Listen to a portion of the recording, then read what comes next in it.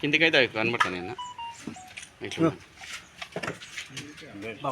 కూర్చో బాబాయ్ కూర్చో, నీకేమంటలేదు.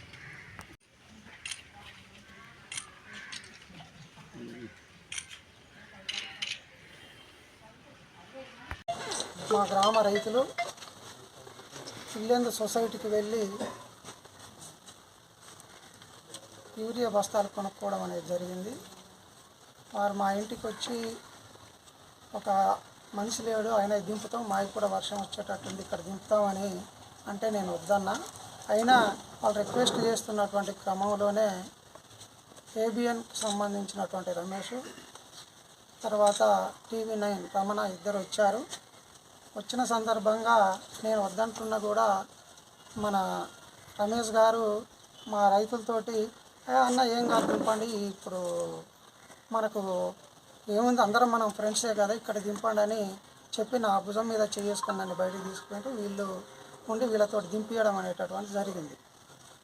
తర్వాత ఇప్పుడు మీరు వచ్చిన సంగతి ఏం చెప్పండి అంటే, ఏముందన్న మా వాళ్ళు 50,000 కూడా ఒప్పుకోరు అని ఇక బేరసారాలకు దిగితే నేను వీళ్ళది ఏందో తెలుసుకుందాం అన్నట్టుగా ఎంత ఇవ్వాలి మీకు ఏం సంగతి అని అడిగిన.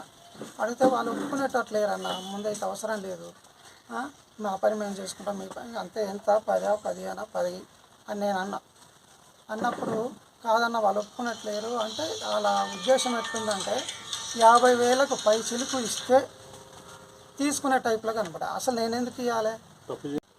మెయిన్గా విలేకరు డ్యూటీ చేయాలి.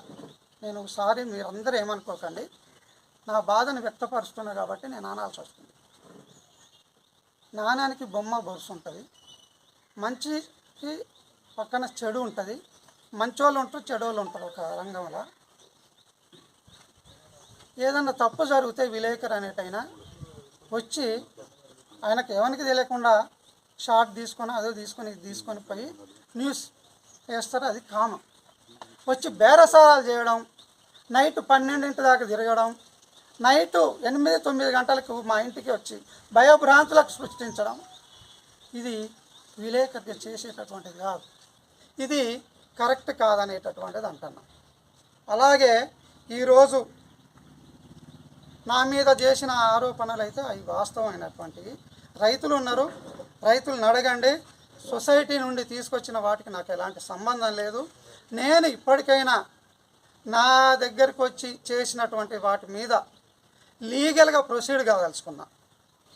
ఏమేమి వచ్చిండ్రు, ఏం చేసిండ్రు, ఏం మాట్లాడినరు, ఏం జరిగింది, ఏంటి, నా ఇంటికి వచ్చి ఏం చేసిండ్రు, వీటన్నిటి మీద కూడా లీగల్గా ప్రొసీడ్ అయ్యి నేను మీకు అక్రిడేషన్ కార్డులు ఇవి ఉంటాయి. లేనటువంటి వాళ్ళు యూట్యూబ్ ఛానల్ వాళ్ళు వచ్చి డిమాండ్ చేసి ఇష్టం ఉన్నట్టుగా అక్కడి నుండి ఇక్కడికి నాతో ఒకరు మాట్లాడతారు, ఇంకొకరు మాట్లాడతారు, ఇట్లా చేసుకుంటూ చేశారు. వీటన్నిటి మీద నేను లీగల్గా ప్రొసీడ్ అయ్యి అవసరం ఉంటే లీగల్గా ఏ సెక్షన్ దొరికినా కూడా నేను క్రిమినల్ చర్యలకు కూడా వెనకాడను, వాటికి కూడా తీసుకోవడానికి ప్రయత్నం చేస్తా.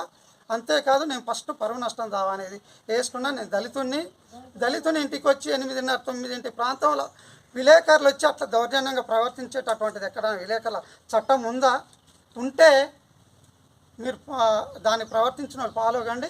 నేను మాత్రం ఊరుకునేటటువంటి ప్రసక్తి లేదు. వీటి మీద చర్యలకు మాత్రం పూనుకుంటానని విన్నవిస్తున్నా.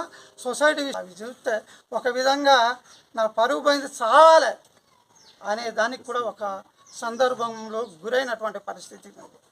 కాబట్టి నేను మాత్రం లీగల్గా ప్రొసీడ్ అయ్యి ఎవరెవరైతే వచ్చిండ్రో, ఎవరెవరైతే దీనికి బాధ్యులైనరో వాళ్ళందరి మీద లీగల్ చర్యలు తీసుకుంటా, పరువు నష్టం దావేస్తా. ఆ యూట్యూబ్ ఛానల్ ఉంది, అది రంజితో ఎవరో ఆయన కావాల్సినంత చేసిండు. యూట్యూబ్ ఛానల్ అక్కడ CEO ఎవరు ఉంటారో వాళ్ళకి కూడా రేపే నేను నోటీస్ పంపిస్తా. దానికి కావాల్సినటువంటి చర్యలు తీసుకోవడానికి నేను వెనకాడననేటటువంటిది తెలియజేస్తున్నాను. ఆయన కట్టలు ఇక్కడ దింపుతున్నాం, కృష్ణ రైతు దింపినాక వచ్చి బయటికి పోదామని వేరే రైతు అని ఇంకొక రైతు వచ్చి మాకు దింపుతుంపారంటే ఆయన వచ్చేసి కోటన మీద చేసి బయటికి తీసుకెళ్ళి ఇక వాళ్ళు మాట్లాడి దింపేయన్న ఏం కాదులే దింపేసించుకో అని అన్నారు. ఇక ఆ లోపు మేము దింపేసినాక వచ్చినాక మళ్ళీ వీడియో తీసి స్టార్ట్ చేశారు.